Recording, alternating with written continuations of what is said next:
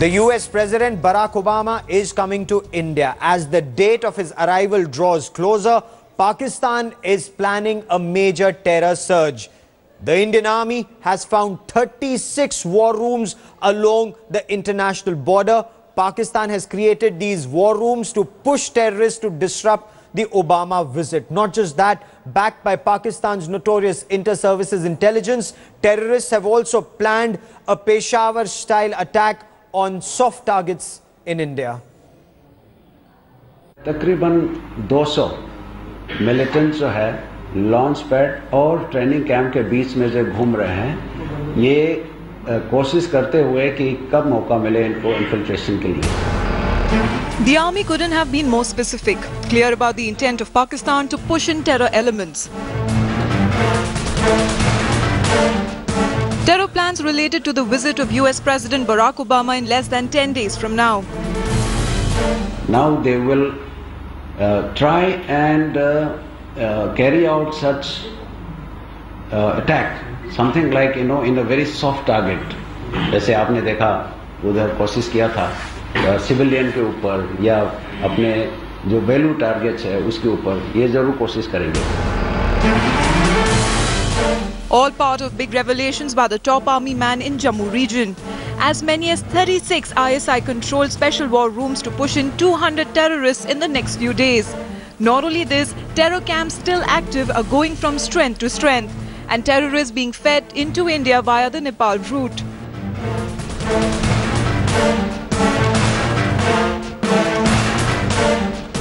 The army says that 36 war rooms are manned not only by the ISI but army regulars, SSG commandos and, shockingly, terrorists. The tactical goal to push in terrorists into India.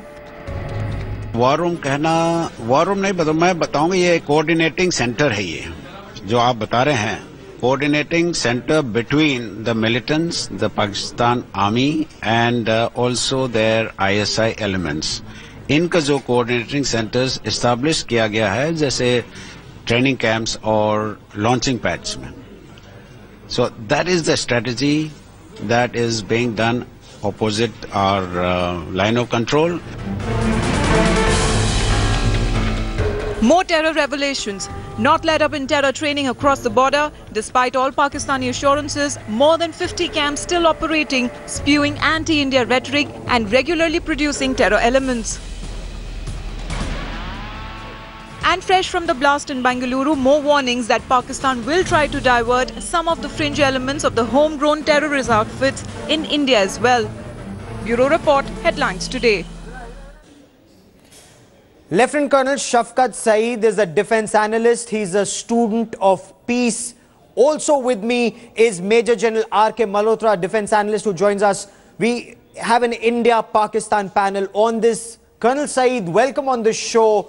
What does the ban, the proposed ban on Jamaat-ud-Dawa and Haqqani network mean, sir?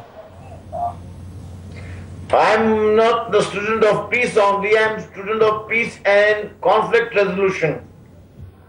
Wonderful, and now coming to the Jamaat-ud-Dawa is not a militant organization, though it belongs to same set of groups which are one way or the other related to each other. But it is not militant organization, therefore I don't think it would be taken by the general masses very positively. I stand for complete ban on all sort of militant organizations. Okay. And if it is proved that Al-Dawa has militant extension, it should be banned. Colonel Saeed, does a ban on Jamaat-ud-Dawa translate into the arrest of Hafiz Muhammad Saeed or not? This depends on the charges against him. If there are charges against him which can be proved in the court of law, then I think he would be arrested. But if there are charges which cannot be proved in the court of law, government would not arrest him because that creates a lot of problem for the government. General Malhotra, you heard Colonel Saeed. Is Pakistan just fooling the world, just claiming they will ban organizations and actually no tangible action on ground, because Jamaat-ud-Dawa anyway is called Falai Insaniyat and it's operating on ground? I just want to tell you, Gaurav, that Hafiz Saeed is a person for whom a lookout has been sent ages back. he's one of those guys who accused on the 26/11, and he's floating around as if he has no problem at all. And you see the interview that he's given to a TV channel yesterday. What has he gone and said? He's gone and said that all the things that they are doing are wrong, and if they speak to India, it is something that is blasphemous. Not only that, he's warned the Pakistani leadership that even if you speak to the US, it is wrong. So what are we fooling? We are looking at conflict resolution, and if the government of Pakistan is actually wanting conflict resolution and peace, then the first guy they should put behind bars is this guy. I mean, saying Haqqani, TTP, etc. is getting back again to the good and bad terrorists. Okay. You can't have a situation where you say this guy's charges have not proven. Okay, Colonel Saeed, you say you're a man of conflict resolution. Where is the first step in conflict resolution when there is no action against Hafiz Mohammed Saeed, when Jamaat-ud-Dawa operates under different names and not just Jamaat-ud-Dawa? If I may, Colonel, the Harkatul Jihad-e-Islami was banned, Falah Insaniyat is operating, Dawood Ibrahim is funding terror, Jaish-e-Mohammed is now operating under the name of Al-Rahmat Trust. So you ban one organization, it functions under a different name, sir. As far as Dawood Ibrahim is concerned, he draws all his money and he multiplies that in IPL and in the Bollywood. I think the main source of money that he has is from India. His main source of income is investment in Karachi and in Dubai. He himself has been caught on camera, on tape saying so. But let's stick to the issue of Jamaat-ud-Dawa for the moment. Also, Jaish-e-Mohammed now functioning as Al-Rahmat Trust. You may ban Jamaat-ud-Dawa, but it will function under a different name, sir. Now, coming to conflict resolution, now Hafiz Saeed does not get that importance in Pakistani masses or in Pakistani media as he gets in the limelight that he gets in Indian media. Really now, too Colonel? extensive and exaggerated. Colonel, he leads the Eid prayer at the Gaddafi Stadium in Lahore. What? Hafiz Mohammed Saeed, a designated global terrorist, leads the Eid namaz at the Gaddafi Stadium in Lahore. You tell me that there is no action that is taken, that he gets no priority in Pakistan? Another cleric in Pakistan. He is not what you think he is. He is not at all definitely what you think. He is one ordinary another cleric. Arrest him, jail him then, sir. Kal Shafkat, if I may intervene, obviously he is not doing anything against the Pakistani people, because what is happening in Pakistan against the Pakistanis, the TTP and the Haqqani. So obviously they are the guys who will be talked about in Pakistan. The problem is, what is ISI using Hafiz Mohammed Saeed for? And obviously if you consider that anything happening in India is all right with us, then obviously you will not talk about him. It is the Indians who will talk about what he's doing. So, fair point. I mean, it's not surprising that he's not spoken of in Pakistan. Obviously, he won't be spoken of in Pakistan. But the problem is the guy is up to trouble along with the institutionalized mechanism of institutions of Pakistan government. That's the problem. Respond to this. Has there been a change of heart post-Peshawar in the military establishment in Pakistan, in the deep state in Pakistan, Colonel Saeed? Oh yes. Pakistan, this Peshawar incident has brought in a lot of unity in the political leadership, and the political parties which were absolutely at divergence earlier had come on convergence, and there is a great change, paradigm shift in the political attitude after the Haven't Peshawar your political parties become weaker, Colonel, because now the army is also in control of courts? Military courts will dispense justice. So the only pillar of power in Pakistan that was standing up to the army, which is the judiciary, that is also now subservient to the army. Now, don't you know how Americans are dealing with these terrorists and who are trying them? I wish you know, you go in little details on that also. The American, how are they handling these terrorists? Anybody who is caught, Okay. This is not something, I don't know, why should you say that political parties have gone weak?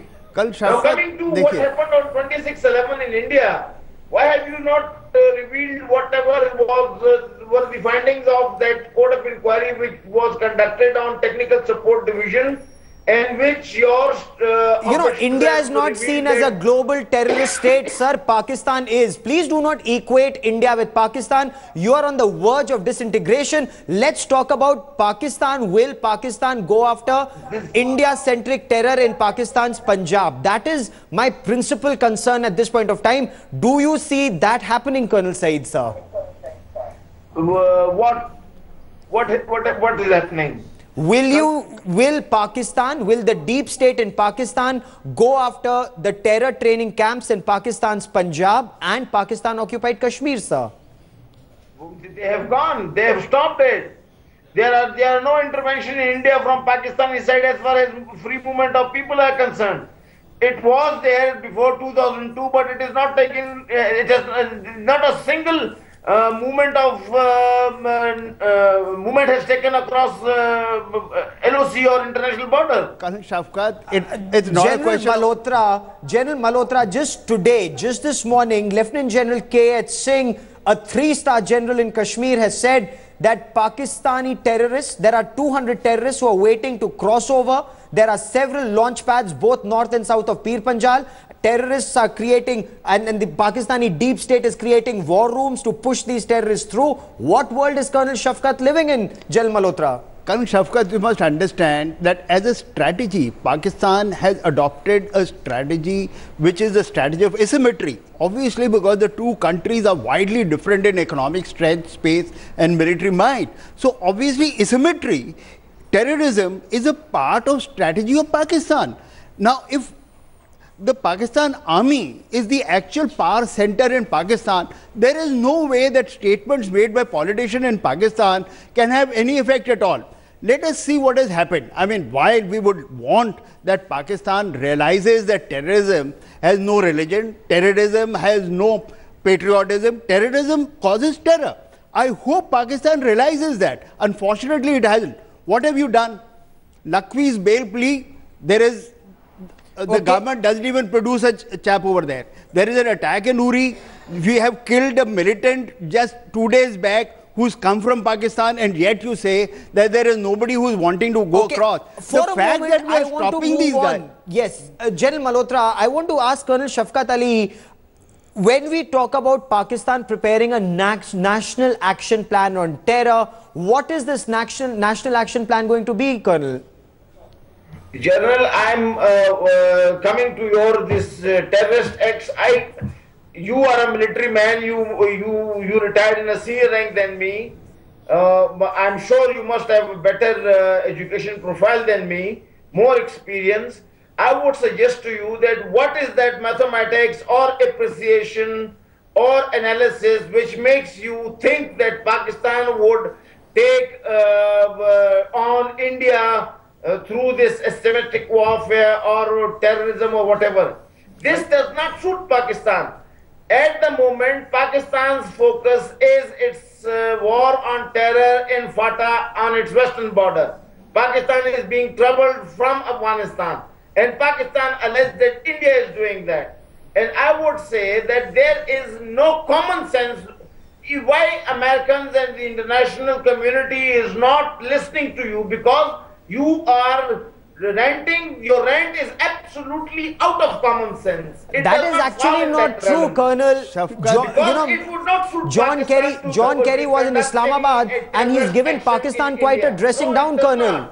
Colonel Shafkat, I don't think what you're saying is right. Yes. Let me explain the reason why I have said what I've said. Maybe since you expect that I should give you a logic behind it, let me give you what is the best logic? The best logic is what has Pakistan done, which will prove as to what its doctrine or strategy is. It is not a conjecture. 47, what did you do? You said it's a local uprising, and we are only helping the local uprising in what is happening in 47. You know, that history, General, is well known. General Malhotra, I want to look ahead. When Pakistan says that it wants to ban Jamaat-ud-Dawa, when it wants to ban Haqqani network, as far as India is concerned, General Malhotra, what should India be looking at? What tangible steps on ground before India resumes dialogue with Pakistan? Just tangible steps. Just 3 things will indicate the change of intent. Okay. First, remove the terror camps which are so obvious, which are close to the border. There is no reason for those guys to be there if they don't want to get into J&K. Obviously, they want to get into India. Therefore, there are the 33 camps which are over terror there. training camps. That's point one. Point Secondly, if you have Hafiz Saeed and if you have Lakhvi, those guys floating around, you don't want to put them behind bars in the cooler for a much longer time. It is obvious that you are allowing. Pakistan government has hired a train to get the number of people to attend Hafiz Saeed's talk. That's point two. Jail Hafiz Saeed. Point three. Point three. You have to finish the firing that you are doing all over the LC and the IB.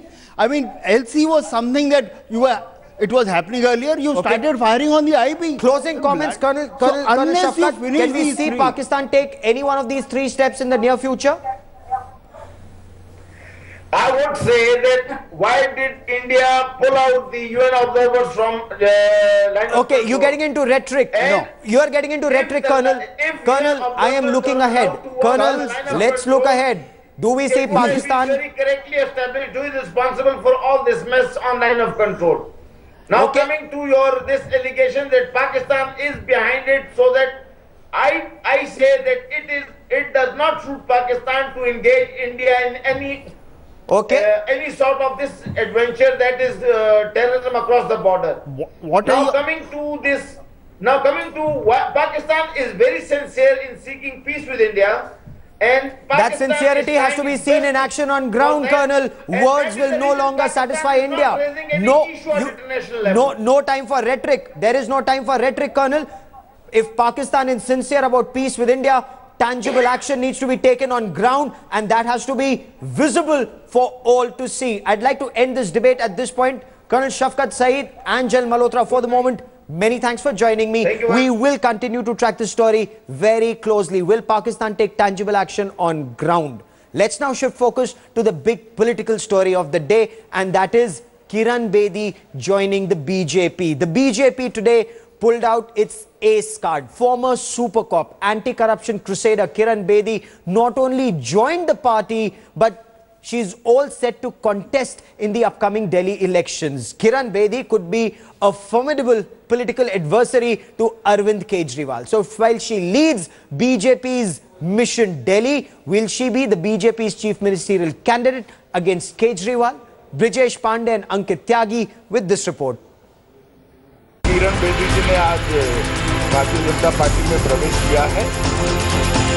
It's perhaps the biggest masterstroke by the BJP.